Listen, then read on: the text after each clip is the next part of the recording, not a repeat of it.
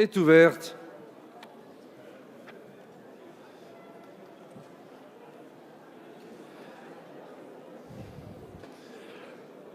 L'ordre du jour appelle les questions au gouvernement. La parole est à monsieur Fabien Di Filippo.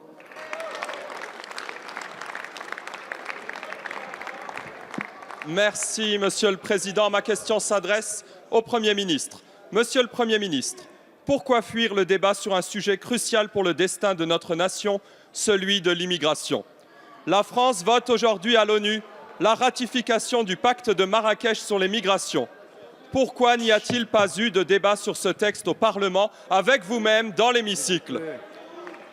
Monsieur Di Filippo a la parole. Ce pacte affirme que ses signataires rendront les filières de migration, je cite, accessibles et plus souples, assureront l'accès de tous les migrants aux services de base et sanctionneront les médias qui ne présenteraient pas les migrants sous un aspect positif. C'est une aberration à un moment où les capacités d'intégration de notre pays sont saturées.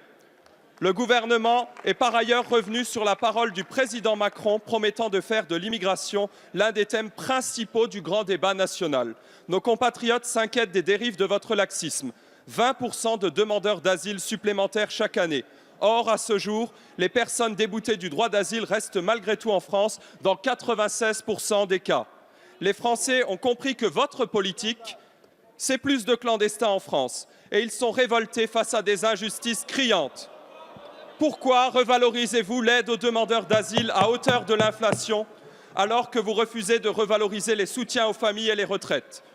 Pourquoi accordez-vous 53 millions d'euros supplémentaires à l'aide médicale d'État pour la gratuité des soins aux clandestins qui coûte près d'1 milliard d'euros alors qu'un grand nombre de nos concitoyens ont de plus en plus difficilement accès aux soins?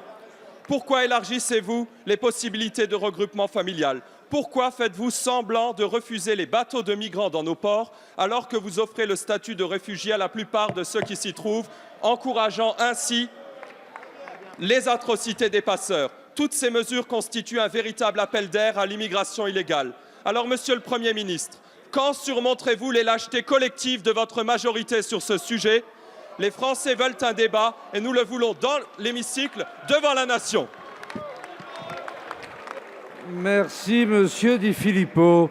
S'il vous plaît, on retrouve son calme.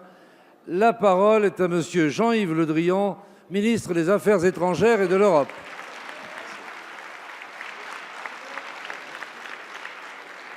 Monsieur le député Di Filippo, je trouve votre question bizarre. Parce que, à propos du pacte de Marrakech, à la demande de plusieurs députés justifiés, l'ambassadeur chargé de ces questions a été entendu hier. Je me suis exprimé. Est-ce que vous permettez que je vous réponde? Bien. Merci. Le calme.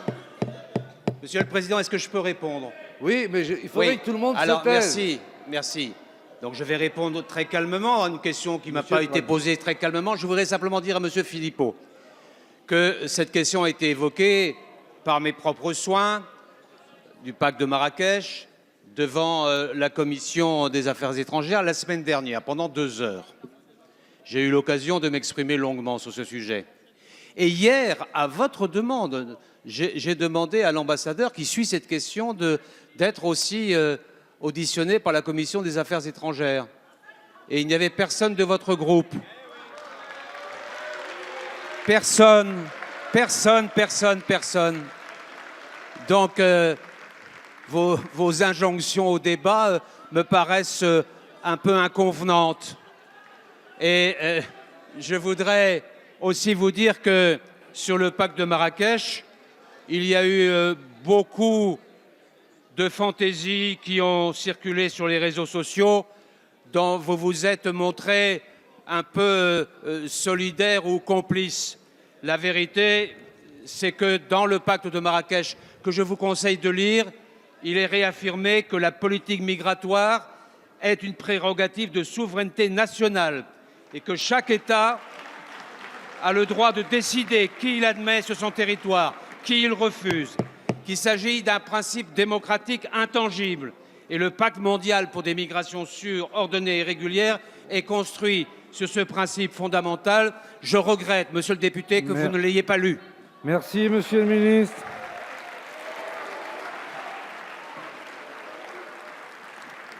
La parole est à monsieur Bertrand Sor. Merci, Monsieur le Président. Ma question s'adresse à Monsieur le Premier ministre.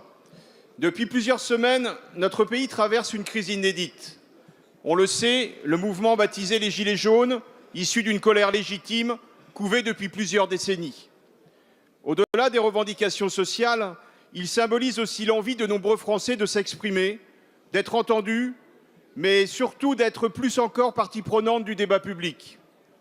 Je me réjouis que le gouvernement, à travers sa décision de lancer une grande concertation nationale, ait compris ce besoin d'écouter et de participation.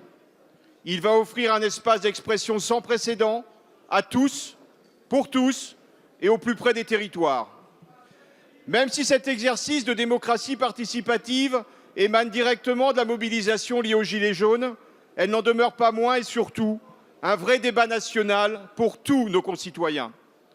La concertation qui va être lancée tout début janvier 2019 s'articulera autour de 4 thèmes qui concernent directement la vie des Français. La transition écologique est la réponse à 3 questions centrales dans la vie de nos concitoyens, à savoir se loger, se déplacer et se chauffer. La fiscalité et les dépenses publiques, le fonctionnement de notre démocratie et l'exercice de la citoyenneté, l'organisation de l'État et des services publics. La Commission nationale du débat public, présidée par Madame Chantal Joanneau, a été sollicitée pour la coordination opérationnelle du grand débat national. Je tiens d'ailleurs à souligner le choix de notre gouvernement de garantir l'indépendance, la neutralité et la transparence des différents débats qui seront menés sur tout le territoire français. Monsieur le Premier ministre, si nous sommes particulièrement impatients d'engager et d'accompagner cette grande agora dans nos territoires, il reste encore des questions en suspens. Aussi, pourriez-vous nous préciser les formes que prendront ces débats et le rôle qu'auront les parlementaires? Je vous remercie. Merci. La parole est à monsieur Benjamin Griveaux, secrétaire d'État auprès du Premier ministre, porte-parole du gouvernement. Merci, Monsieur le Président, Mesdames et Messieurs les députés. Monsieur le député Sor, merci pour votre question. À l'initiative, vous l'avez dit, du Président de la République, va s'engager partout sur le territoire national un grand débat. C'est un débat important pour nos concitoyens, pour les élus, pour les corps intermédiaires, pour les Français qui y participeront, j'en suis certain, massivement. C'est un débat inédit sur la forme et sur le fond. Vous avez rappelé les 4 thématiques qui vont permettre à nos concitoyens de s'exprimer largement. Ce débat, il a d'ailleurs d'ores et déjà commencé. Et je tiens à saluer le travail d'ouverture des mairies qui a été réalisé notamment par l'Association des maires ruraux de France et où, depuis déjà plusieurs semaines, des maires accueillent dans leur mairie des centaines de nos concitoyens et ont finalement déjà engagé ce travail. Au début du mois de janvier, nous nous servirons de ce travail de pré-cadrage afin de pouvoir organiser un débat cadré. Parce que ce débat, ce grand débat national, ça n'est pas rejouer l'élection présidentielle, ça n'est pas détricoter ce qui s'est fait les 18 derniers mois, mais c'est bien identifier par consensus des problématiques communes à nos concitoyens et identifier les solutions que les pouvoirs publics sont en mesure d'apporter sur les 4 thématiques que vous avez évoquées, que ce soit la transition énergétique, que ce soit les questions de fiscalité, de participation démocratique ou d'organisation de l'État et des services publics. Et, monsieur le député, dans ce débat-là, à l'évidence, les parlementaires auront toute leur place.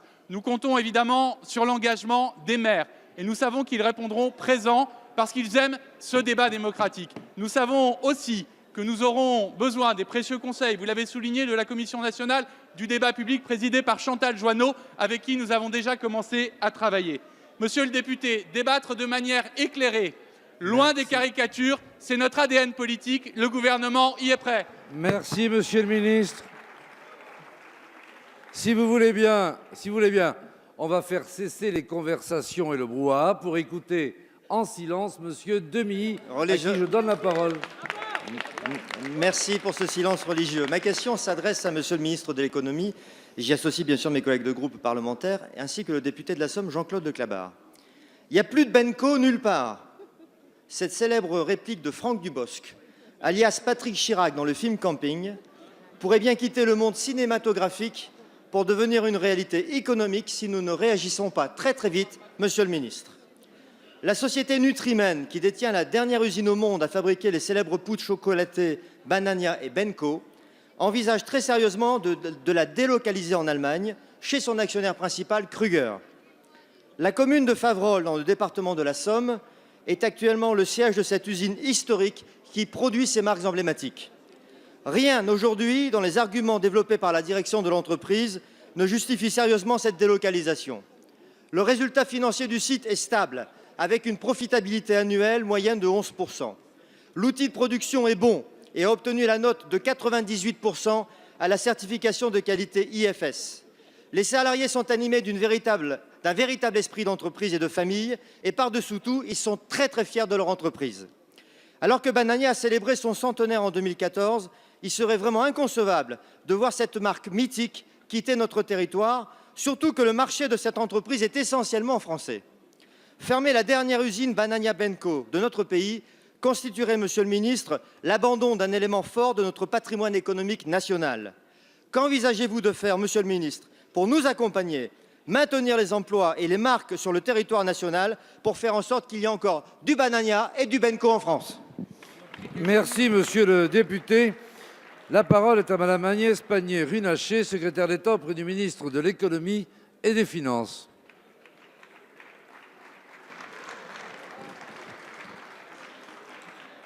Monsieur le Président, Mesdames et Messieurs les députés, Monsieur le député Stéphane Demilly, vous l'avez dit, la société Nutrimen produit sur le site de Faverolles, dans la Somme, du cacao, du chocolat et des produits de confiserie, dont une partie est commercialisée sous la marque Benco et Banania. Elle emploie 46 salariés en CDI et quelques intérimaires.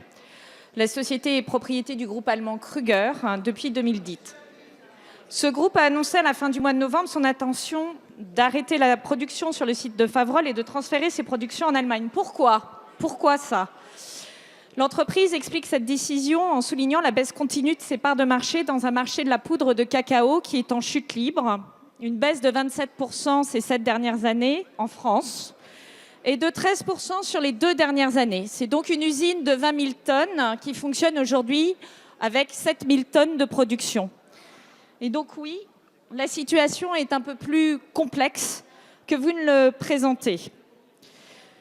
Elle met donc en place un plan de sauvegarde de l'emploi pour accompagner ses salariés et a volontairement engagé la recherche d'un repreneur pour le site. L'entreprise a été reçue par mes services ainsi que par ceux de la ministre du Travail. Nous suivons avec la plus grande attention les procédures engagées par l'entreprise en veillant particulièrement à ce que les conditions d'accompagnement des salariés soient à la mesure des moyens du groupe, à ce que la recherche d'un repreneur soit engagée par l'entreprise avec le plus grand sérieux pour permettre le maintien d'une activité économique sur le site. Je vous remercie. Merci, madame la ministre. La parole est à madame Isabelle Florennes. Merci, Monsieur le Président. Ma question s'adresse à Monsieur le ministre de l'Intérieur.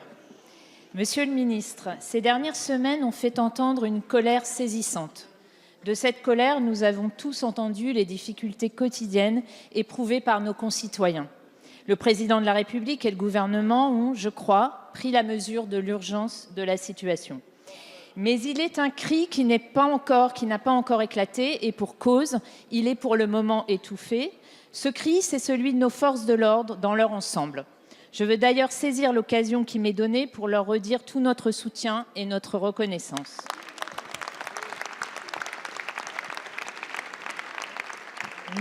Nos forces de l'ordre se taisent, elles subissent, elles font preuve d'une résilience admirable et parviennent, malgré un manque de moyens humains et financiers et matériels, à remplir leur mission. Nous faisons office de chair à canon, de tampon, de punching ball. Je pourrais continuer à égrener les qualificatifs qui témoignent de leur ressenti face aux violences de ces dernières semaines. Mais je souhaite m'attarder sur un point qui me semble bien plus important. Nos forces de l'ordre se sentent gilets jaunes. Elles se retrouvent face à des manifestants dont elles partagent les difficultés.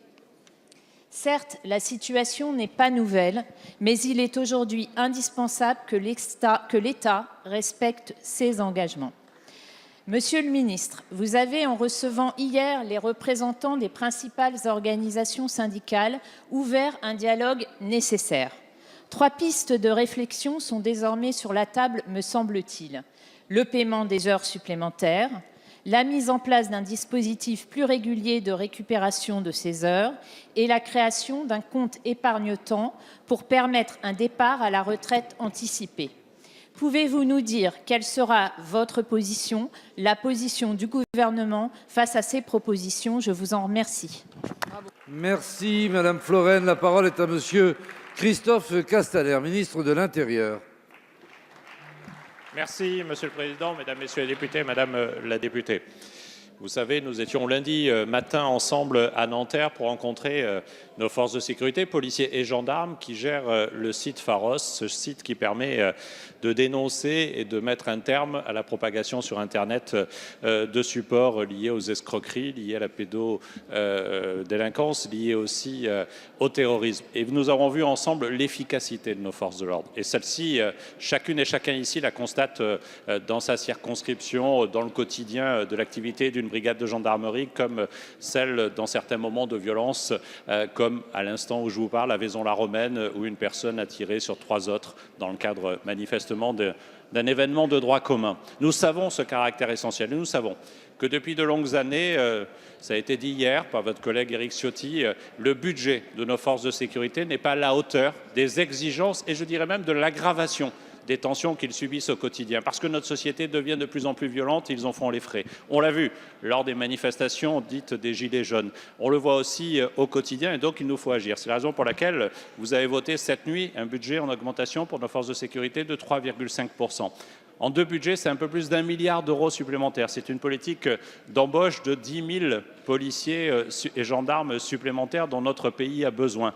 Et nous pouvons même penser que ça peut ne pas suffire, mais nous devons aussi faire avec la réalité budgétaire. Et puis, il y a des situations qui ne sont pas acceptables. Celle de la dette sur les heures supplémentaires. Plusieurs années, et même au-delà de plusieurs années, de cumul d'heures supplémentaires font qu'aujourd'hui, nous avons une dette vis-à-vis de nos forces de l'ordre de 275 millions d'euros. Nous avons des policiers qui, quelquefois, partent plusieurs années avant l'âge de la retraite à la retraite. C'est la raison pour laquelle j'ai proposé avec Laurent Nunez de travailler dans les 3 mois qui viennent avec les organisations syndicales pour trouver un protocole de sortie qui puisse étudier toutes les pistes que vous avez mises en avant. Toutes doivent être étudiées pour qu'on puisse, en plusieurs années, trouver une solution de sortie. Merci, Monsieur le ministre. La parole est à Monsieur Stéphane Peu. Cette question s'adresse à Madame la ministre du Travail. Le projet que vous avez présenté ce matin au Conseil des ministres est, je le crains, un nouveau rendez-vous raté. Et je vous assure pourtant que les députés communistes ont mis toute leur intelligence et même leur subtilité pour la comprendre. Dans son allocution tardive, le président de la République, après avoir fait acte de contrition, a décrété l'état d'urgence sociale. Au vu des cafouillages et de la cacophonie qui a suivi, il nous a semblé que devant le mot social, le gouvernement s'est trouvé interdit, un peu comme une poule qui découvre un couteau. Vous répétez à l'envi qu'il faut que le travail paie. Or, les Gilets jaunes se sont soulevés précisément parce que le travail ne paie pas ou paie de moins en moins. Le seul moyen, Madame la ministre, de rémunérer le travail, c'est le salaire. Ce n'est pas l'aumône. Les Gilets jaunes demandent de la justice fiscale et sociale, le partage des richesses, des services publics de qualité et vous répondez par des entourloupes. D'abord sur le SMIC, qui n'augmentera pas. Seule la moitié des salariés au SMIC pourra quémander tous les 3 mois à la CAF une prime d'activité. Entourloupe également pour les retraités, avec votre demi-mesure sur la CSG et votre refus d'indexer les retraites sur le coût de la vie. Et enfin, grande entourloupe sur le financement des mesures. Pour donner un coup de pouce à ceux qui n'ont presque rien, vous allez prendre à ceux qui n'ont pas grand-chose en épargnant ceux qui ont beaucoup.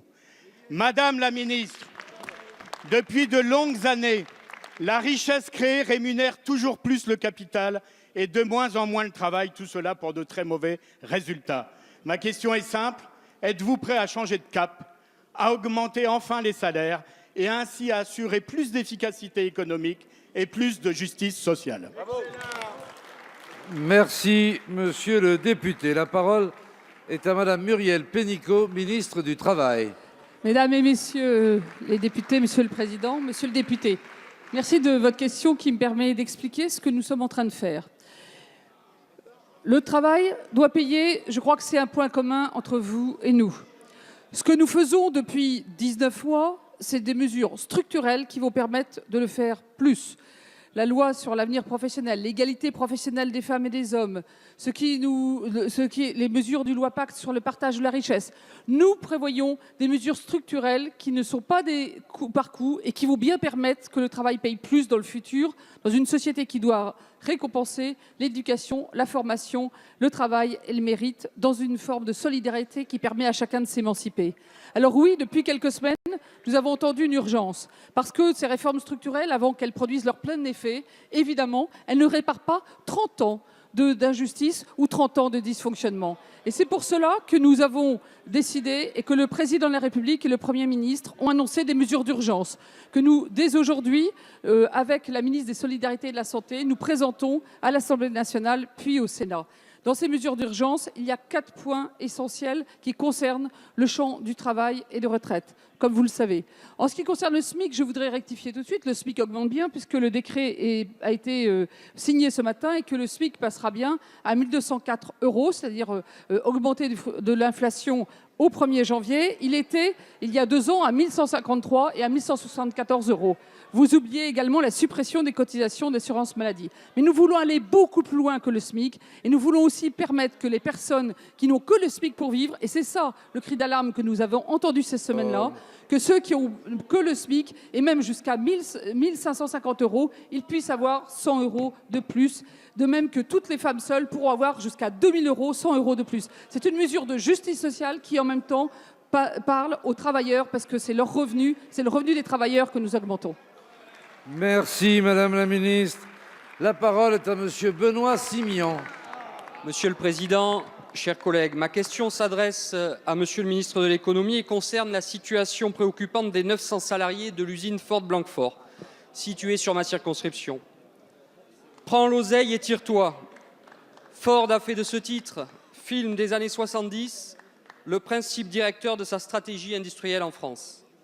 En effet, alors qu'il a bénéficié depuis 2013 de plusieurs dizaines de millions d'euros de subventions publiques, le groupe Ford a annoncé jeudi dernier la mise en œuvre d'un plan social après avoir écarté l'offre de reprise du site par l'entreprise strasbourgeoise Punch. Cette décision qui intervient étonnamment à la fin des obligations contractuelles conditionnées par le versement de subventions est en tout point regrettable, pour ne pas dire inacceptable. C'est une dérobade indigne de Ford. Elle va à l'encontre des discussions menées depuis plusieurs mois avec les élus locaux, le gouvernement et surtout les représentants des salariés et des syndicats qui ont été à la hauteur de leurs responsabilités en consentant des efforts considérables tels que le gel des salaires et des réductions de RTT pour garder leur emploi. Cette approche n'est pas digne d'un grand groupe responsable dont les bénéfices nets ont fait un bond de 65% en 2017. En agissant ainsi, Ford piétine le dialogue social qui a été entrepris depuis des mois, détériore la relation de confiance construite avec les salariés et les collectivités territoriales et surtout autorise la suppression de centaines d'emplois, compromettant ainsi la survie de ce site. Dans ce contexte, ma question est simple, Madame la Ministre. Bruno Le Maire a annoncé ce matin que toutes les options étaient sur la table. Aussi, pouvez-vous dire quelles actions le gouvernement entend-il mettre en œuvre pour permettre un reclassement rapide de l'ensemble des salariés et redonner un avenir au site de Blanquefort, dont la survie est cruciale pour notre économie girondine. Je vous remercie. Merci, monsieur le député. La parole est à madame Agnès Pannier-Runacher, secrétaire d'État auprès du ministre de l'Économie et des Finances. Monsieur le Président, Mesdames et Messieurs les députés, Monsieur le député Benoît Simian, vous m'interrogez sur l'annonce faite par le groupe automobile Ford sur son refus de retenir la reprise de Punch sur son site de Blanquefort. Cette annonce est inadmissible et nous partageons ce point-là. Elle est inadmissible parce que ça fait 10 mois, 12 mois que nous travaillons sur ce dossier, d'ailleurs de concert avec les collectivités locales, avec la région, avec l'agglomération pour monter un dossier de reprise. Elle est inadmissible parce que Punch a construit un projet de reprise solide avec de vraies commandes et qui permet de préserver 400 emplois. Elle est inadmissible parce que ça fait 10 mois qu'on discute et que nous avons, pied à pied, point à point, répondu à chacune des conditions mises par Ford dans ce dossier. Et Ford nous répond, c'est pour préserver les salariés que nous prenons cette décision. Monsieur le ministre de l'Économie et des Finances, Bruno Le Maire, a eu vendredi dernier le patron de Ford Europe pour lui signifier son sentiment sur ce dossier et lui indiquer que la porte était encore ouverte et qu'il attendait de lui qu'il bouge et qu'il change d'opinion. Il a par ailleurs précisé que toutes les options étaient sur la table pour faire évoluer ce dossier.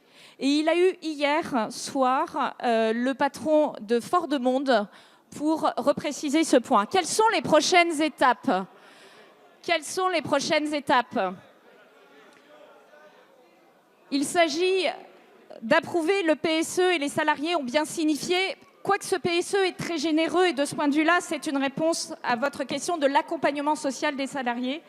Ce PSE doit être validé le 18 décembre. Il fera ensuite l'objet d'une approbation par la directe. Et sachez que nous serons très regardants sur le contenu de ce PSE, puisqu'après tout, c'est un levier dont nous disposons. Madame la ministre. Merci beaucoup. La parole est à Monsieur Gérard Menuel. Merci, Monsieur le Président. Mes chers collègues, Monsieur le Premier ministre, il y a 8 jours, le Président de la République annonçait certaines mesures après s'être confondu en regrets et en excuses pour les importantes blessures occasionnées par son comportement depuis 18 mois. À vous maintenant, Monsieur le Premier ministre, avec les membres de votre gouvernement, d'évoluer vers davantage d'humilité, d'écoute et enfin recoudre ces plaies que vous avez ouvertes depuis 18 mois. Allez-vous réduire la fracture territoriale après avoir ignoré les collectivités locales en recentrant trop de décisions et en stigmatisant les ruraux avec cette politique fiscale sur les carburants sous prétexte de transition énergétique, sans compter les 80 km/h? Allez-vous réduire la fracture intergénérationnelle après le coin que vous avez mis entre les retraités et les actifs avec cette CSG confiscatoire qui frappe ceux qui portent les liens et les solidarités familiales? Allez-vous réduire cette fracture sociale et c'est du devoir de l'exécutif d'assurer la cohésion nationale du pays avec comme élément fondamental la justice fiscale? Les mesures annoncées par le président de la République vont, faut-il dire, allaient dans le bon sens, car depuis cette annonce, quel gafouillage.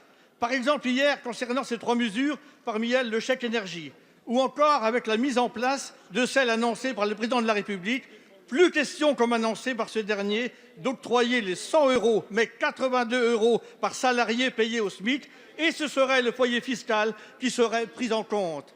Autre exemple, la CSG payée par le retraité. On y perd son latin quant à son montant, qui serait différé et qui en serait in fine bénéficiaire. Mais où ça bloque concernant la mise en place de mesures?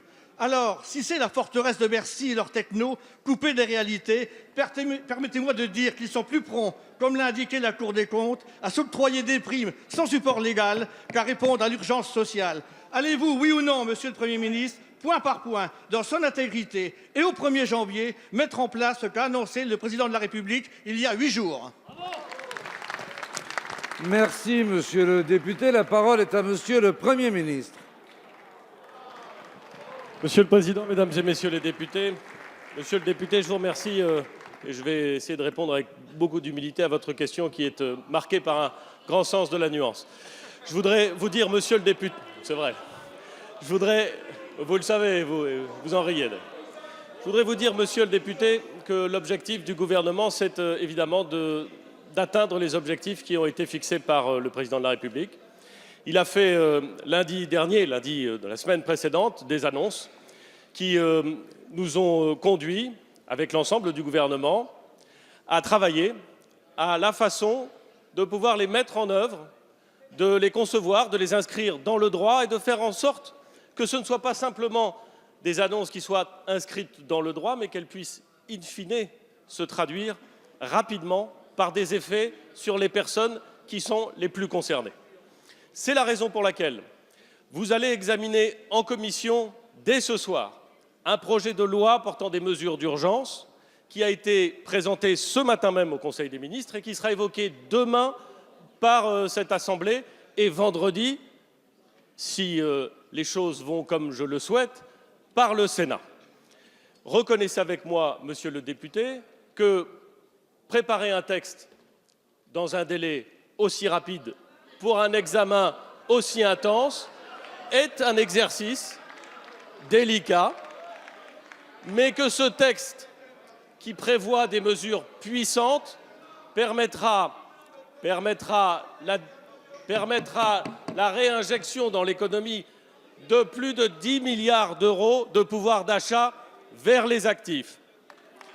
J'y insiste, monsieur le député, car la défiscalisation et la suppression des cotisations sociales sur les heures supplémentaires, la prime défiscalisée exceptionnelle, la mesure sur la CSG et la mesure sur la prime d'activité permettront de réinjecter principalement vers les actifs plus de 10 milliards d'euros. Vous allez en débattre demain.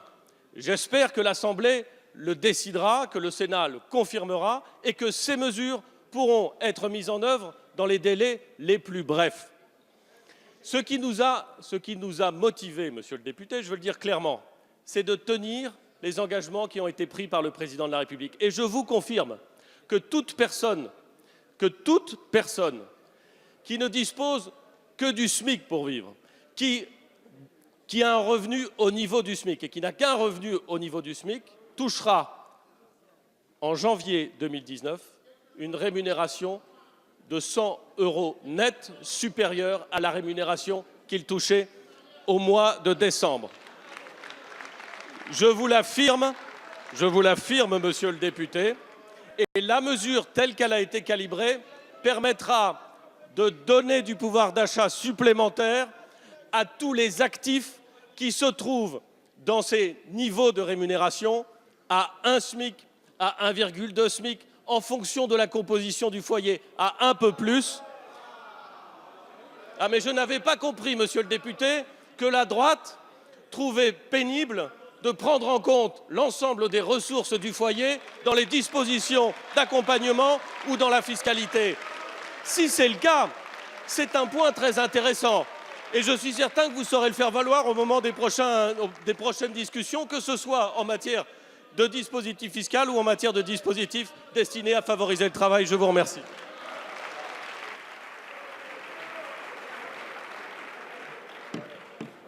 Merci, monsieur le Premier ministre. Si vous voulez bien, nous allons écouter dans le calme madame Martine Vonner. Merci, monsieur le président. Ma question s'adresse à monsieur le ministre auprès de la ministre de la Cohésion des territoires et des relations avec les collectivités territoriales chargée de la ville et du logement. Monsieur le ministre, ma question concerne celles et ceux de nos concitoyennes et concitoyens sans domicile fixe, d'autant plus vulnérables et démunis lorsque l'hiver s'installe. Lors du dernier épisode de froid en février dernier, 48 personnes sont décédées en France. Depuis 2014, ce sont en moyenne 500 personnes qui, chaque année, meurent dans nos rues, à l'abri de nos regards. Nous avons une responsabilité immense, rappelée d'ailleurs par le Président de la République, celle de les aider et de les accompagner. Monsieur le ministre, mes anciennes fonctions de directrice médicale du SAMU social de Paris m'ont conduite à prendre toute la mesure de la détresse de toutes ces personnes qui n'ont plus rien, parmi lesquelles un nombre croissant de femmes. J'ai vu les conséquences de l'exclusion, fussent-elles sociales, économiques ou médicales, sur la santé physique comme psychique. Le plan hiver annoncé par le gouvernement fixe des objectifs ambitieux, un budget de 5 millions d'euros supplémentaires pour financer plusieurs dizaines d'équipes de maraude et en plus des 136 000 places stabilisées, l'ouverture de 14 000 places supplémentaires sur tout le territoire. Ces mesures, loin des effets d'affichage dont ce sujet trop sérieux ne saurait souffrir, sont cruciales. et s'appuie sur la mobilisation de l'État aux côtés des associations et des collectivités territoriales dans le repérage des locaux vides et leur mise à disposition. Monsieur le ministre, pouvez-vous assurer aujourd'hui à la représentation nationale que ce dispositif est prêt à accueillir les plus vulnérables? Je vous remercie. Merci Madame Bonner. La parole est à Monsieur Julien Denormandie, secrétaire d'État auprès de la ministre de la Cohésion. Ministre, charge, allez-y. Merci Monsieur le Président. Je vous remercie pour votre considération, Monsieur le Président. Monsieur le Président, Mesdames et Messieurs les députés, Madame la députée, vous évoquez un sujet d'une extrême gravité. Aujourd'hui, la situation est compliquée, elle est difficile. Vous l'avez dit, ce sont des milliers de personnes qui encore dorment à la rue. Et la rue, on n'y dort pas par choix, on y dort parce que c'est subi. La rue, elle tue l'hiver, elle tue aussi l'été et on ne le dit pas suffisamment. Alors qu'est-ce qu'on fait face à ça? C'est d'abord une profonde détermination à améliorer l'accompagnement, à améliorer les maraudes, à améliorer le aller vers pour pouvoir donner à chacune et chacun. Et malheureusement, vous le savez très bien, au regard de vos fonctions passées, on observe de plus en plus de femmes et d'enfants aujourd'hui dans la rue. Et donc d'aller vers eux avec cet accompagnement spécifique. Le deuxième élément, c'est d'ouvrir plus de places. On fait un effort considérable, je ne m'en satisfais pas, mais je dis que cette détermination, avec beaucoup d'humilité, elle est totale et je crois qu'on travaille main dans la main avec les élus locaux et les associations en ce sens. Depuis le 1er novembre, c'est 8400 places qui ont été ouvertes, qui sont venues s'additionner à l'ensemble du dispositif déjà existant, c'est-à-dire 136 000 places, pour pouvoir accompagner mieux, accompagner plus et accompagner de manière plus anticipée celles et ceux qui en ont besoin. Et puis l'État, il se doit d'être exemplaire et j'ai demandé à l'ensemble de mes collègues, des ministères, de pouvoir identifier les sites qu'ils peuvent mettre à disposition. Dans quelques heures, je serai avec ma collègue Florence Parly, ministre de la Défense, pour inaugurer l'îlot Saint-Germain. C'est un site anciennement de l'administration de la Défense où il y aura 170 places qui seront ouvertes, 120 pour les familles, 50 pour les femmes isolées. C'est là aussi un symbole, un signal, un témoin de cette détermination totale du gouvernement aux côtés des élus locaux et des associations pour donner un toit et plus encore demain une adresse à celles et ceux qui en ont besoin. Merci Monsieur le ministre de la Ville et du Logement auprès de la ministre de la Cohésion des territoires et des relations avec les collectivités territoriales. La parole est à Madame Marie-Noëlle Battistel. Merci Monsieur le Président. Ma question s'adresse à Monsieur le Premier ministre. Chacun aura pu mesurer la force de la colère jaune qui secoue notre pays depuis plusieurs semaines.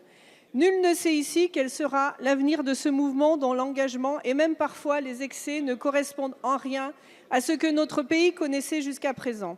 Quoi qu'il en soit, ce mouvement aura eu le mérite de vous forcer à tendre l'oreille vers une France que visiblement vous ignoriez.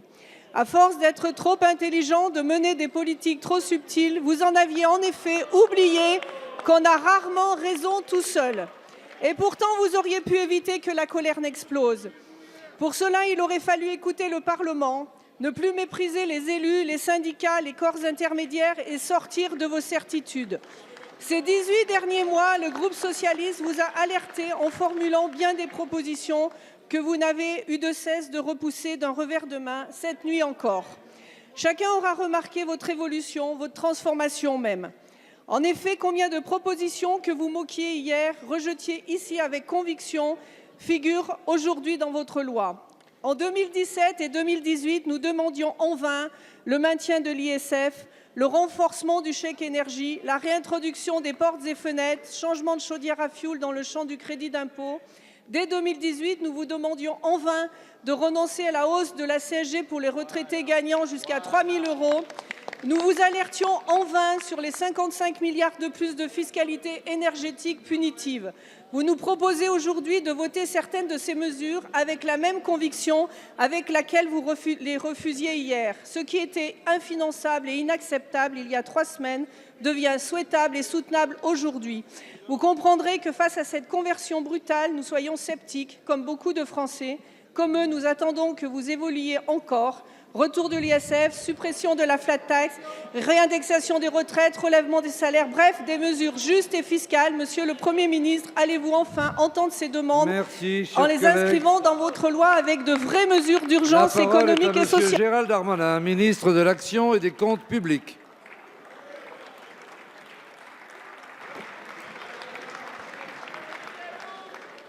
Monsieur le Président, Mesdames et Messieurs les députés, Madame la députée, vous avez raison. Nous avons cette nuit étudié et terminé le budget pour l'année prochaine. Un vote solennel aura lieu demain et ce sera grâce à la majorité que les Françaises et les Français vont voir une augmentation importante de leur pouvoir d'achat, complétée par le texte que portera Madame Pénicaud et Madame Buzyn devant votre hémicycle. Mais Madame la députée, vous nous avez fait le conseil de vouloir écouter encore plus ce peuple français, vous avez raison. Mais on aurait peut-être aimé que vous puissiez battre un peu votre coulpe également. Parce que si vous avez pensé que l'augmentation de la fiscalité décidée par le quinquennat précédent, madame, la non-inversion de la courbe du chômage qui a donné tant d'espoir aux Français, la loi NOTRe et la loi MAPTAM qui a séparé les élus des territoires de nos concitoyens, l'injustice fiscale, à promouvoir une taxe à 75% que vous avez promis, que vous n'avez jamais mis en place. Si vous acceptiez, madame, le creusement de la dette et l'augmentation des dépenses publiques, l'augmentation de la fiscalité, vous auriez pris peut-être une petite part d'héritage et d'humilité dans la situation que nous vivons également. Alors, madame, ce qui est certain, et si vous regardez l'opinion et écoutez les Français, et ça vaut pour tous les bancs de cet hémicycle, personne ne profite de cette crise. Et aujourd'hui, le gouvernement vous propose de travailler à des mesures d'urgence pour écouter les Français. Et cette nuit, j'ai trouvé des députés de la majorité parfaitement mobilisés, parfaitement humbles, pour écouter le peuple français. Merci, Monsieur le Ministre. La parole est à Monsieur Jean-Félix Acquavive. Merci, Monsieur le Président. Ma question s'adresse à Monsieur le ministre de l'Agriculture et de l'Alimentation. Monsieur le ministre, je ne peux tout d'abord évoquer l'agriculture et notamment son lien charnel avec la terre corse sans faire référence à un grand homme qui vient de nous quitter et dont la vie entière a été consacrée à des combats permanents pour la démocratie, la paix, au service d'un peuple responsabilisé et maître de sa destinée, mais aussi et surtout contre toute forme d'injustice qui lui était insupportable. Je veux bien sûr rendre hommage ici, dans cette Assemblée, à Edmond Simeoni. Parmi ses combats fondateurs, la lutte pour la maîtrise foncière, pour et par les paysans corses, à des fins de renouveau d'une agriculture productive, misant sur la qualité et les savoir-faire traditionnels, gage d'une responsabilisation individuelle et collective, figure au premier rang des héritages les plus précieux qu'il nous a légués, qu'il repose en paix, qu'elle riposi in santa pace. Aussi, face aux enjeux actuels économiques, environnementaux, de dépossession foncière, de revenus auxquels sont confrontés les agriculteurs en général, mais aussi de relations culturelles et éducatives à la terre, d'alimentation saine et de place de l'agriculture dans nos modèles productifs pour nos sociétés. Il nous paraît fondamental que les négociations autour de la future politique agricole commune post-2020 intègrent deux dimensions essentielles. Une première concerne la nécessité d'une avancée significative autour d'une gouvernance politique plus territorialisée en ce qui concerne la mise en place des premiers et deuxièmes piliers de la PAC. La deuxième, concernant une vraie reconnaissance des spécificités au niveau des parcours et des pâturages nécessaires à un élevage et un acte de production traditionnel, respectueux des cultures et de l'environnement. En Corse, l'ambition du Conseil exécutif est maintenant, depuis 3 ans, de promouvoir un cadre de développement agricole et forestier avec des objectifs clairs de production et de soutenabilité environnementale. En raison des compétences de la collectivité de Corse et de l'Office de développement agricole, à l'heure où la Commission européenne cherche à présenter un cadre à ascension des dispositifs du premier et deuxième pilier, êtes-vous prêt, Monsieur le ministre, à envisager l'élargissement du périmètre d'intervention spécifique de la collectivité dans ces politiques? Je vous remercie. Merci, chers collègues. La parole est à Monsieur Didier Guillaume, ministre de l'Agriculture et de l'Alimentation. Merci, Monsieur le Président, Mesdames et Messieurs les députés, Monsieur le député Jean-Félix Acquaviva. Merci pour votre question qui me permet de redire un mot sur la PAC et sur la spécificité de cette politique agricole commune. D'abord, pour vous signaler que l'Union européenne, comme la France, souhaite que la PAC soit une politique européenne et pas une politique renationalisée. La politique agricole commune, c'est la première politique intégrée et chaque État ne peut pas faire ce qu'il veut. C'est bien normal, les grandes orientations doivent être fixées à l'échelon européen. Par contre, évidemment, sur un certain nombre de spécificités, sur les handicaps, sur un certain nombre de zones, il existe des aides européennes que chaque État peut elle-même distribuer. Nous voulons faire vraiment de la simplification. Aujourd'hui, vous le savez, dans notre pays, il y a 9000 critères pour attribuer ces aides. Je pense qu'il y en a quelques milliers de trop afin de simplifier cette PAC. Cette PAC doit être simplifiée. La volonté de l'Union européenne comme du gouvernement français, c'est d'arriver à faire en sorte de continuer à tenir compte de ces zones défavorisées, de ces zones spéciales. Et c'est d'ailleurs le cas en Corse, puisque vous avez aujourd'hui, avec l'ODARC, un organisme payeur spécifique pour la reconnaissance de ce qu'est la Corse, de ce que sont ses spécificités et de ce que sont ces zones. Aujourd'hui, la volonté de l'Union européenne, c'est d'arriver à rassembler les organismes payeurs et à faire en sorte qu'ils soient moins nombreux possible sur le territoire national. Sous l'autorité du Premier ministre, la volonté de la France, c'est de maintenir ces spécificités et c'est de regarder comment demain les spécificités, les ICHN, les MAEC, tout ce qui concerne les territoires un peu diffus pourront continuer, et notamment pour la Corse, regardez comment nous pourrons tenir compte de votre spécificité afin de continuer dans la même ligne de ce que nous faisons depuis des années maintenant. Je vous remercie. Merci, Monsieur le Ministre. La parole est à Madame Danielle Obono. C'est l'histoire d'un faussaire à la tête d'une association de malfaiteurs qui exécute au doigt et à l'œil les ordres d'un certain Jupiter, avec pour seul dogme, seule idée fixe, seule boussole politique, protéger les riches, défendre les riches, sauver les riches, envers et contre tout, le bon sens, l'intérêt général comme celui de la planète. Une révolte populaire lui a peu fait ravaler sa morgue et changer de ton, mais cela ne lui a pas encore fait abandonner cette funeste obsession. Il pense pouvoir mater le peuple à coups de flashball et l'amadouer avec quelques écus, récupérés en lui faisant les poches. Des gilets jaunes demandent l'augmentation du SMIC. Il répond... Laissez s'exprimer, okay, Madame Obono. Je vous donne une prime, pas à tout le monde, pas tout de suite, pas automatique. On ne sait pas encore de combien, 40, 90, 100, mais on sait que c'est vous qui la paierez avec vos impôts. Les gilets jaunes demandent la justice sociale. Il répond, ok, je vais vous faire travailler plus pour gagner pas beaucoup plus, en vous sucrant vos cotisations, donc votre sécu, votre chômage et votre retraite.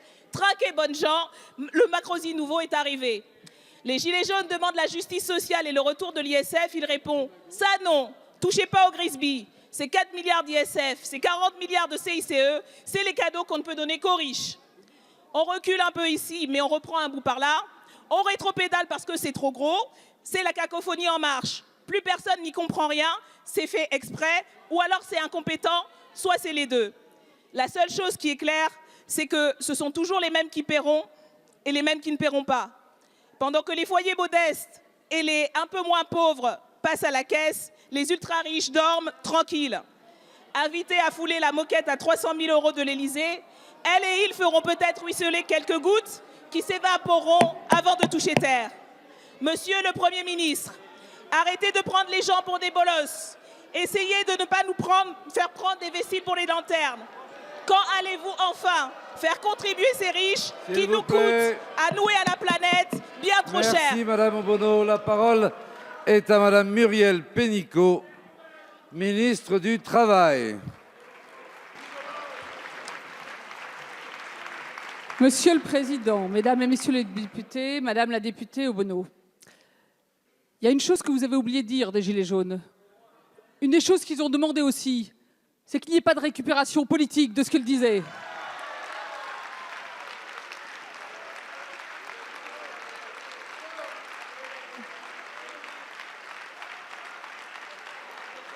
Alors derrière vos propos où tout se mêle, moi j'entends une chose. J'entends une chose, c'est que finalement vous êtes contre la solidarité, la justice sociale. Nous allons redistribuer 10 milliards d'euros aux salariés qui ont les revenus les plus bas et vous êtes contre. Eh bien moi je ne comprends pas votre position.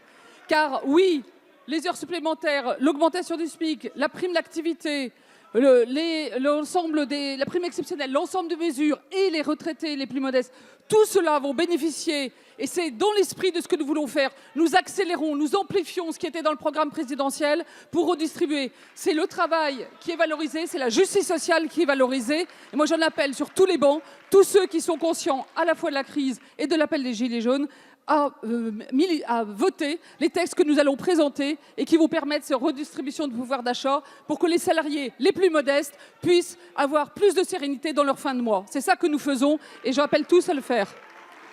Merci, Madame la Ministre.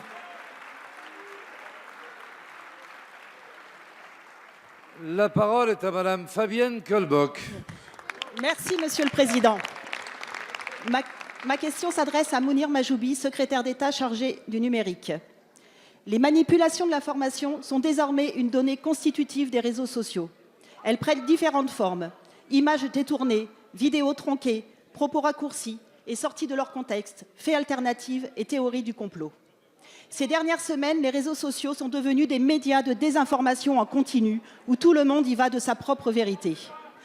À l'heure où nous devons impérativement travailler avec les citoyens sur un nouveau contrat pour la nation et leur donner confiance en notre démocratie, les fausses informations déstabilisent nos institutions et nos concitoyens. Le fonctionnement des algorithmes amplifie leur diffusion sur les réseaux sociaux en faisant circuler les contenus les plus appréciés sans juger de leur véracité. À cela s'ajoutent les commentateurs irresponsables qui n'ont qu'une volonté en les relayant, celle de rajouter de la défiance à la défiance, de la colère à la colère et de l'indignation à l'indignation. Oui, ces fausses informations sont dangereuses. Dangereuses car elles montent les citoyens les uns contre les autres, troublent les esprits, polluent le débat public et mettent en danger notre démocratie. La liberté d'expression est une liberté fondamentale de notre République. Ce qui concerne l'information, le travail de recherche, d'investigation, de vérification réalisé par les journalistes demeure primordial. La loi contre la manipulation de l'information est entrée en vigueur et protégera désormais notre démocratie au moment des élections et contre ceux qui ont l'obsession de la mettre en péril. Tous les acteurs du numérique ont désormais le devoir de travailler ensemble et de mettre en place des actions pour lutter contre la diffusion des fausses informations. Les plateformes en ligne vont également devoir faire preuve de transparence sur le fonctionnement de leurs algorithmes. Dans ce contexte, je voudrais savoir, Monsieur le secrétaire d'État, comment vous envisagez de travailler avec ces acteurs du numérique pour éviter que la manipulation de l'information devienne une constante de notre actualité? Je vous remercie. Merci, Madame la députée. La parole est à Monsieur Mounir Majoubi, secrétaire d'État au numérique. Monsieur le Président, Mesdames et Messieurs les députés, Madame la députée, fake news, les infos intoxicantes, on va les appeler aujourd'hui les infox. Les infox, on a tous vu, on a tous reçu, parfois on y a tous cru. Parfois, on les a partagés. Parfois, certaines ici les ont même partagés à des heures de très grande audience. Les infox, c'est fascinant. Ça ressemble à la vérité. Ça fait faire des grimaces. On y croit très fort parce que ça a le même goût, ça a le même parfum, ça a la même odeur que le vrai, mais c'est faux. Les infox, aujourd'hui, c'est très grave. C'est très grave parce que cette année, le taux d'équipement, il est de 100% chez les 18-25 ans. 100% de nos 18-25 ans qui ont un téléphone connecté à Internet dans leur poche toute la journée. Et chez ces 18-25 ans, on a de plus en plus de ceux-là qui ne s'informent que par les messages qu'ils partagent et qu'ils reçoivent par les réseaux sociaux. Alors que se passe-t-il quand les infox prennent la place de l'info?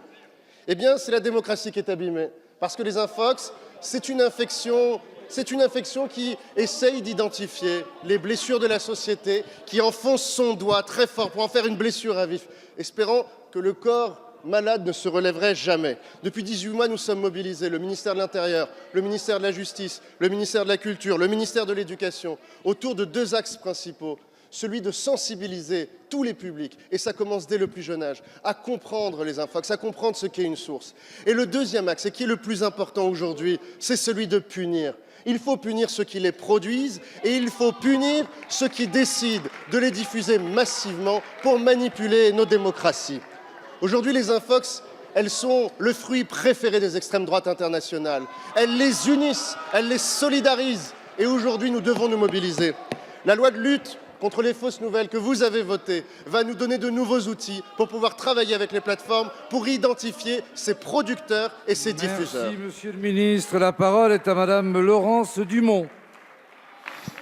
Merci, Monsieur le Président. Monsieur le Premier ministre, les Français acceptent l'impôt quand il est juste, quand chacun contribue à hauteur de ses moyens.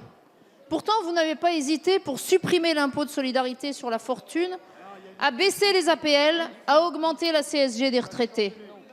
Cette suppression de l'ISF est vécue comme une injustice et c'en est une.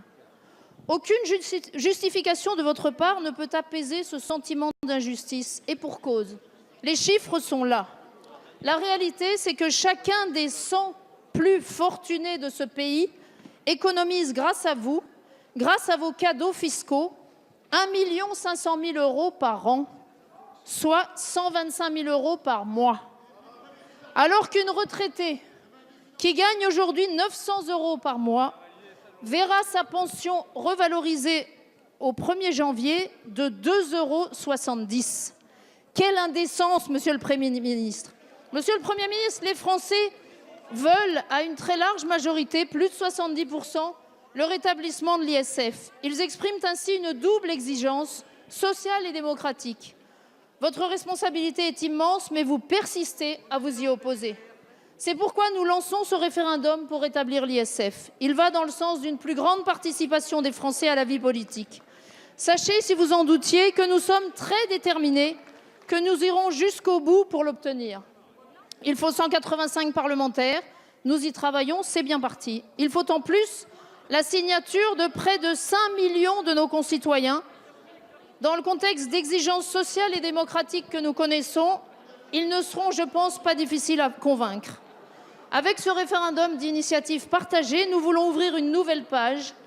Démocratie représentative et démocratie participative vont se conjuguer pour réparer une injustice. Monsieur le Premier ministre, comment pouvez-vous vous obstiner à défendre l'indéfendable, l'injustice? Merci, Madame Dumont. La parole est à Monsieur le Premier ministre. Monsieur le Président, Mesdames et Messieurs les députés, Madame la députée, vous m'interrogez comme la présidente de votre groupe hier sur l'ISF et surtout vous attirez l'attention sur l'initiative politique que vous prenez d'essayer d'appliquer les dispositions de l'article 11 de la Constitution corrigée, ce référendum d'initiative partagée, qui a été introduit dans le droit français à la suite de la révision constitutionnelle de 2008 et qui a été complété par un certain nombre de textes, lois organiques et décrets dans les années 2013 et 2014. Il appartiendra aux 185 parlementaires que vous espérez réunir sur ce sujet de signer ce document. Il appartiendra ensuite au Conseil constitutionnel de vérifier, Madame la députée, que la proposition de loi que vous vous proposez de faire adopter est bien conforme aux dispositions, au champ d'application du référendum de l'article 11. Et évidemment, le Conseil constitutionnel le fera. Un mot néanmoins, non pas pour évoquer notre différence sur l'ISF, mais pour profiter de la question que vous posez sur le référendum d'initiative partagée et partager ce questionnement avec l'ensemble de l'Assemblée. Car ce que vous nous dites, Madame la députée, ce que souhaite faire votre groupe parlementaire, c'est faire en sorte que l'expression d'une loi votée par la représentation nationale est conforme à un engagement pris par cette majorité devant le peuple. Car encore une fois, s'agissant de cet impôt, comme de beaucoup d'autres mesures que nous avons prises, elles ont été présentées avant l'élection et validées au moment de l'élection. Si on croit, j'en suis certain, vous comme moi, au principe même d'engagement politique au moment de la construction d'un programme et de démocratie représentative. Vous vous proposez donc de faire en sorte que des lois qui sont votées par l'Assemblée nationale puissent être, c'est exactement ce que vous proposez, puissent être remises en cause grâce au référendum d'initiative partagée. Ah, j'ai bien compris que c'est ce que vous proposiez. Mais j'ai bien compris que c'est ce que vous proposiez. Je pense qu'on aura l'occasion d'avoir un débat. Mais si véritablement le référendum d'initiative partagée ou si le référendum d'initiative citoyenne est un moyen pour essayer de revenir systématiquement sur des dispositions qui sont votées par la représentation nationale, il me semble que ça pose des questions très intéressantes sur notre démocratie et sur la façon dont nous envisageons la démocratie représentative. La démocratie représentative. Je me contente de vous donner cet élément. Je pense que si on utilise cet instrument pour revenir sur des lois qui ont été votées par le Parlement, on peut aller très loin. Les Français en débattront, puisque nous avons souhaité que dans le grand débat national qui s'installe, on puisse évoquer un certain nombre de sujets liés à la fiscalité et évoquer un certain nombre de sujets liés à la citoyenneté, à la représentation des Français, à leur participation au débat démocratique. J'entends dans votre proposition que vous pensez qu'il est possible, quel que soit le champ d'application du référendum, mais qu'il est possible de faire en sorte qu'alors qu'une proposition a été présentée au peuple au moment d'une élection, qu'elle est votée par la représentation nationale, on puisse faire en sorte de revenir contre cette proposition. C'est un point de vue intéressant, je suis certain qu'il suscitera beaucoup de discussions. Merci, Monsieur le Premier ministre. La parole est à Madame Racon-Bouzon. Ma question s'adresse à Monsieur le ministre de l'Éducation nationale. J'y associe ma collègue Anne Bruniera. Monsieur le ministre, vous avez annoncé hier matin la fermeture par le rectorat d'Aix-Marseille d'un établissement scolaire clandestin à Marseille. Une vingtaine d'enfants déclarés sous le régime de la scolarisation à domicile étaient en réalité amenés tous les matins dans un lieu que les contrôles effectués par les inspecteurs de l'Éducation nationale n'ont pas permis de qualifier d'école au sens où la République l'entend. En effet, en plus de ne pas respecter les normes de sécurité et d'hygiène requis pour accueillir des enfants, l'établissement dispensait un enseignement doctrinaire promouvant le fondamentalisme islamique. L'instruction à domicile est parfois détournée de sa vocation et est utilisée comme prétexte pour scolariser les enfants dans des structures illégales, qu'elles soient religieuses ou non. L'intervention coordonnée des services de l'État pour démanteler cette école clandestine illustre, et je m'en réjouis, comment la loi votée par notre Assemblée en mars dernier, visant à mieux encadrer le régime d'ouverture et de contrôle des établissements privés hors contrat, améliore les possibilités d'action de notre administration pour procéder aux fermetures de tels établissements.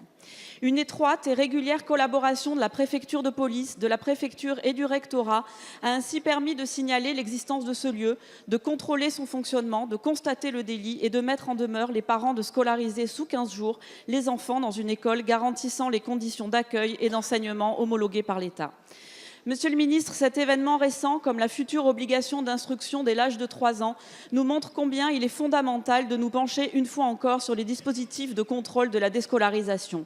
L'intention n'est pas de constater le droit pour tout parent d'instruire son enfant à domicile, mais bien de lutter contre les dérives possibles de cette instruction en famille.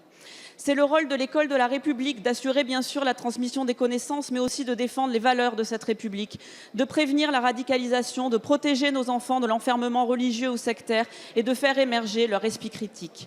C'est le sens de l'école de la confiance que vous appelez de vos vœux. Pouvez-vous nous dire, Monsieur le ministre, comment le projet de loi du même nom, dont nous débattrons en février, permettra de renforcer encore le contrôle de l'instruction en famille par l'État? Merci, Madame la députée. La parole est à Monsieur Jean-Michel Blanquer, ministre de l'Éducation nationale et de la jeunesse. Monsieur le Président, Mesdames et Messieurs les députés, Madame la députée Racon-Bouzon, en effet, mardi dernier, nous avons pu fermer une école qui se caractérisait par le fait qu'elle appartenait à la mouvance islamiste radicale. Cette fermeture a été possible grâce à vous tous, sur tous les bancs de cette Assemblée. Parce que la loi Gatel, dont vous avez rappelé l'existence, a été votée à l'unanimité ici même au mois de mars dernier. Et donc je vous en remercie tous. Car nous avons désormais les outils pour pouvoir réussir plusieurs choses qui ont été réussies mardi. D'abord, la coopération entre la police et le rectorat. C'est ce qui s'est passé à Marseille, vous l'avez rappelé. Mais aussi, nous avons la possibilité d'enjoindre les familles de rescolariser leurs enfants dans une école conforme aux lois de la République. Et c'est ce qui se passe depuis mardi avec chacun des enfants qui étaient concernés par cette école clandestine. C'est donc un progrès incontestable. Mais nous devons aller plus loin pour être plus efficaces. Et en effet, la loi que je vous présenterai au mois de février prochain permettra de le faire dans la ligne du rapport qui a été fait par 2 parlementaires récemment, la députée Mme Paul Angevin et la députée Mme Anne Bruniera. Dans la lignée de ce rapport, nous contrôlerons davantage à l'avenir l'instruction à domicile. Nous sommes en ce moment même en train de nous en donner les moyens humains dans chaque rectorat de France pour contrer cette tendance qui peut en effet recouvrir différents problèmes, dont celui de la radicalisation. Et puis, La deuxième chose que nous pourrons faire, c'est que, puisque l'instruction obligatoire sera désormais à 3 ans, eh bien, nous pourrons aussi concerner les enfants qui correspondent à l'âge de l'école maternelle. Et nous savons que c'est essentiel de nous occuper de tous les âges, y compris de l'âge de 3 ans. Donc c'est une loi qui offrira un nouveau cadre, qui nous permettra d'être plus efficaces. Et c'est une loi aussi qui réaffirmera les valeurs de la République. Et parmi les valeurs de la République, il y a que, quelle que soit la structure d'enseignement, eh bien, on doit respecter les valeurs essentielles de la République. Merci, Monsieur le ministre. La parole est à Monsieur Emmanuel Maquet. Madame la ministre de la Santé et des Solidarités, la crise politique des Gilets jaunes témoigne, je crois, de l'attachement des Français à notre modèle social et notamment à notre système de santé que le monde nous envie. Ce modèle, les Français nous disent leur colère de le voir s'effriter sous leurs yeux, devenant chaque année de plus en plus cher et de moins en moins efficace. Ils voient avec tristesse les fermetures d'hôpitaux et de maternités, les déremboursements de médicaments et le surmenage des personnels. Votre mesure du reste à charge zéro était un signal très attendu pour redonner vie à ce modèle de solidarité nationale. D'ailleurs, nous l'avons soutenue puisqu'elle faisait partie de notre programme présidentiel. Que les Français n'aient pas à sortir leur carte bleue pour s'offrir des lunettes ou des prothèses auditives et dentaires, c'était mettre fin à une situation intolérable dans l'accès aux soins des plus modestes. Malheureusement, votre mesure a été, je crois, mal préparée et surtout mal négociée. Et elle va entraîner une hausse des tarifs des mutuelles, bien obligées de répercuter sur les Français le coût du reste à charge zéro. La hausse moyenne des primes de complémentaire santé sera de l'ordre de 7% l'année prochaine. Les retraités sont les plus touchés, eux qui étaient déjà violemment impactés par la hausse de la CSG et le quasi-gel de leurs pensions. Pourtant, Madame la ministre, vous nous aviez assuré avoir mené des négociations pour que cette réforme se fasse au profit de la santé des Français et non pas au détriment de leur pouvoir d'achat. Alors, comment se fait-il que vous n'ayez pas anticipé la réaction des complémentaires santé? Pourquoi n'avez-vous pas pensé à négocier sur leurs tarifs? Et surtout, comment comptez-vous vous rattraper pour éviter une nouvelle baisse du pouvoir d'achat subie par les Français?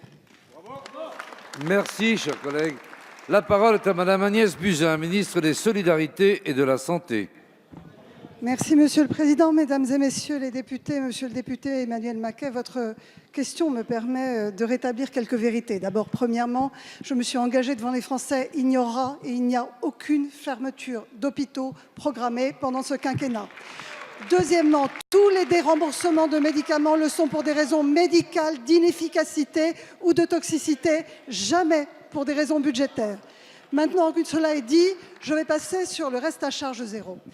J'ai mis en place le comité de suivi, la première réunion de la réforme hier, avec les mutuelles, les assureurs, la Caisse nationale d'assurance maladie et les associations de patients. Les assureurs et les complémentaires santé ont reconnu devant moi que les courriers qui avaient été adressés justifiant des hausses de cotisations sur la réforme du reste à charge zéro étaient illégitimes. Ils vont prendre des mesures dans ce sens vis-à-vis de l'ensemble de leurs membres. Il n'y a aucune justification. Le reste à charge zéro leur coûte 0,14% de leur chiffre d'affaires. Et dans la réforme, il était prévu que ce coût soit totalement absorbé par la réduction de leurs frais de gestion. Deuxièmement, nous avons prévu avec le Président de la République, nous avons reçu avec le Président de la République hier à l'Élysée l'ensemble des instituts de prévoyance, les assureurs et les mutuelles, pour aller au-delà des premiers engagements qu'ils ont pris, c'est-à-dire de ne pas justifier le moindre augmentation de cotisation par la réforme mise en place et négociée, et deuxièmement, voir comment ils pouvaient contribuer à l'urgence économique et sociale exprimée par les Français et sur lequel nous souhaitons qu'ils prennent des engagements supplémentaires. Ces engagements doivent être évidemment au niveau des taux de cotisation. Nous attendons leurs mesures. Ils ont jusqu'à demain pour nous faire leurs propositions. Je vous remercie. Merci Madame la Ministre. La séance des questions au gouvernement est terminée. La séance est suspendue.